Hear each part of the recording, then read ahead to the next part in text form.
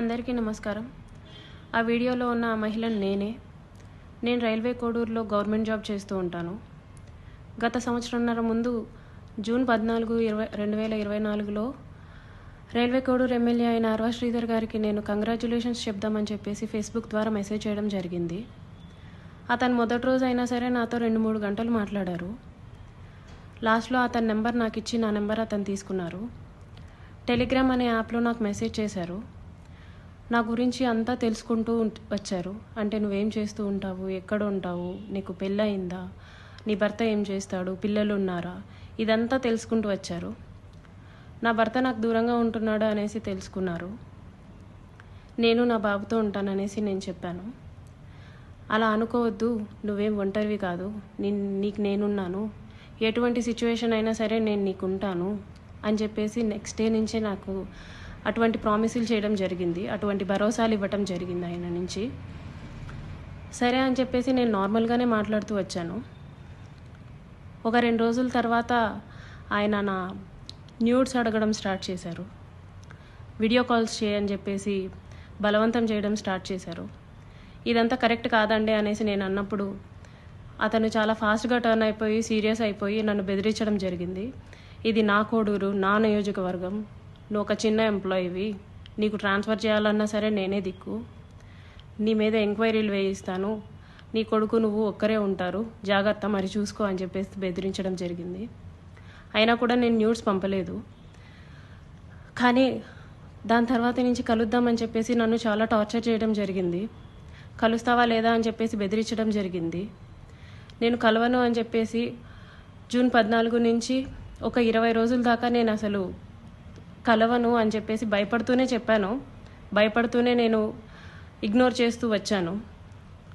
ఆయన ఒకసారి అన్నారు, నీ కొడుకు నువ్వు ఒంటరిగా ఉంటారు, చూసుకో, నీ కొడుకు ఏమైనా అయితే నన్ను అడగద్దు అనేసి భయపెట్టడం జరిగింది. సరే అని చెప్పేసి నేను జూలై 9, 2024లో ఫస్ట్ టైం కలిశాను అతన్ని.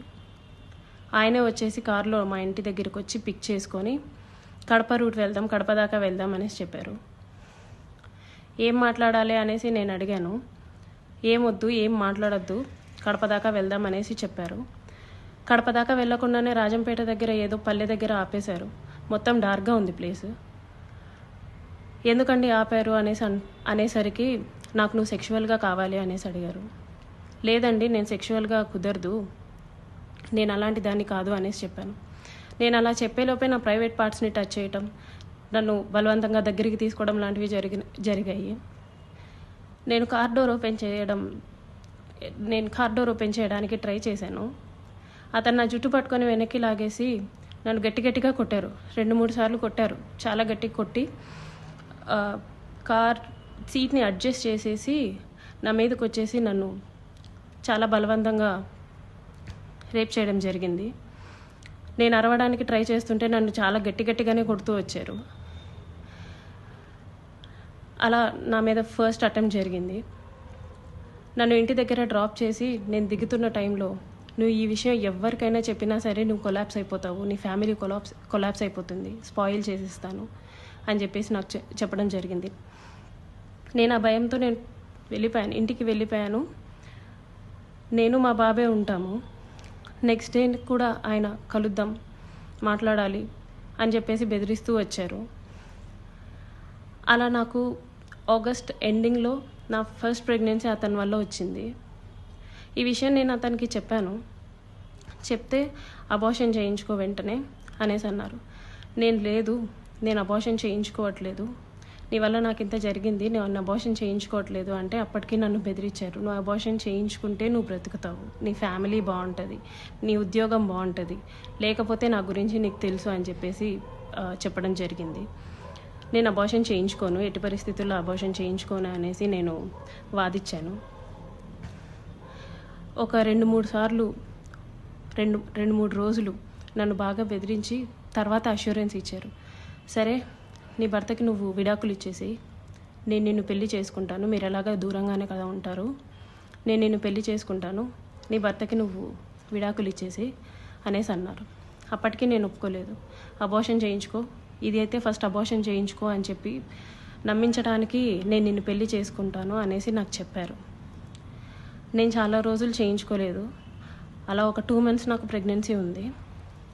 దాని తర్వాత ఇంకా ఆయన కంటిన్యూస్గా బెదిరిస్తూ ఇంటికి వచ్చి కొడుతూ చేయించుకుంటావా లేదా అని చెప్పేసి టార్చర్ చేస్తూ ఫైన్ డే నేను అబార్షన్ చేయించుకున్నాను. ఆయన మాటలు నమ్మి నన్ను పెళ్లి చేసుకుంటానని ఆయన ఇచ్చిన అష్యూరెన్స్ని నేను నమ్మి నేను అబార్షన్ చేయించుకున్నాను. ఇలా ఈ 1.5 yearలో నాకు 5 abortions అయ్యాయి ఆయన వల్ల.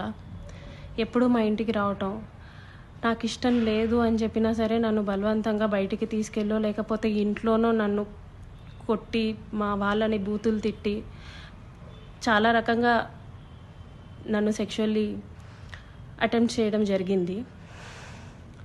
నాకు తెలియని విషయం ఏంటంటే ఆయన నాకు తెలియకుండా మా వాళ్ళ నెంబర్స్, మా వాళ్ళ కాంటాక్ట్ డీటెయిల్స్, ఇంటి అడ్రస్లు ఇవన్నీ కనుక్కొని నా భర్తకి కాల్ చేసి నువ్వు ఆ పిల్లకి విడాకులు ఇవ్వాలి, విడాకులు ఖచ్చితంగా ఇవ్వాలి, లేకపోతే నిన్ను, నీ ఫ్యామిలీని, నీ కొడుకుని ఎవరిని వదలను, అందరినీ చంపేస్తాను అనేసి బెదిరించడం జరిగిందంట. ఇది నాకు తెలీదు, ఈ విషయం నాకు తెలీదు. నా భర్త నన్ను తర్వాత కాల్ చేసి అసలు ఏం జరుగుతుంది అక్కడ అనేసి అన్నారు. ఇలా జరుగుతుంది అనేసి నేను మా ఇంట్లో వాళ్ళకి చెప్పాను. ఇలా రోజు ఇంటికి వస్తున్నాడు, నన్ను కొడుతున్నాడు, నన్ను టార్చర్ చేస్తున్నాడు, ఫిజికల్లీ నన్ను చాలా వాడుకుంటున్నాడు అనేసి నేను చెప్పి ఏడ్చాను. వాళ్ళందరూ నాకు దూరం అయిపోయారు. నీ ఇష్టం వచ్చింది నువ్వు చేసుకో అనేసి నన్ను తిట్టేసి నాకు చాలా దూరం అయిపోయారు. మేము ఇంకా నీతో మాట్లాడడం అని చెప్పి నన్ను వదిలేయడం జరిగింది. ఇదంతా ఆయన ప్లాన్డ్గానే చేసినట్టున్నారు.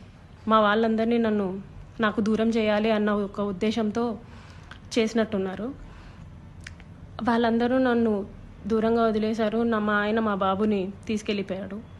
నేను ఒక్కదాన్నే ఉంటూ వచ్చాను. గత 6 నెలలుగా నేను ఒక్కదాన్నే ఉంటూ వచ్చాను. నేను నా ఒంటరితనాన్ని, నాకు పేరెంట్స్ లేరు, అమ్మ నాన్న లేరు అడగడానికి చేయడానికి, అమ్మ నాన్న లేరు. అతను నాకు అష్యూరెన్స్ ఇస్తూనే వచ్చాడు, మ్యారేజ్ చేసుకుంటాను ఎక్సెట్రా అని చెప్పి. ఇలా వీళ్ళందరూ దూరం అయిపోయి నా గురించి ఎవ్వరూ అడగడానికి కూడా లేరు అని ఆయనకి ఒక క్లారిటీ వచ్చిన తర్వాత ఈ 1.5 year నాతో ఉండి నన్ను ఇష్టం వచ్చినట్టు సెక్షువల్లీ వాడుకొని లిటరల్లీ నన్ను కొట్టి బలవంతంగా చాలా అంటే చాలాసార్లు చేసి January 7, 2026 ఒక 20 days ముందు నేను నిన్ను పెళ్లి చేసుకోను, నువ్వేం చేసుకుంటావో చేసుకో, నీ ఇష్టం వచ్చింది చేసుకో, నీ దిక్కున్న చోటు చెప్పుకో, నీ గురించి ఎవడొస్తాడో నేను చూస్తాను, నేను మాట్లాడతాను అనేసి నాకు చెప్పడం జరిగిందండి. It's been 20 days. అతను నన్ను వదిలేసి ఈ 1.5 సంవత్సరం నేను నరకం చూశాను. అతని వల్ల చూడాల్సిన నరకం అంతా చూశాను. నాకు ఇప్పుడు న్యాయం కావాలని చెప్పేసి నేను కోరుకుంటున్నాను. దాని గురించి పోరాటం చేస్తున్నాను.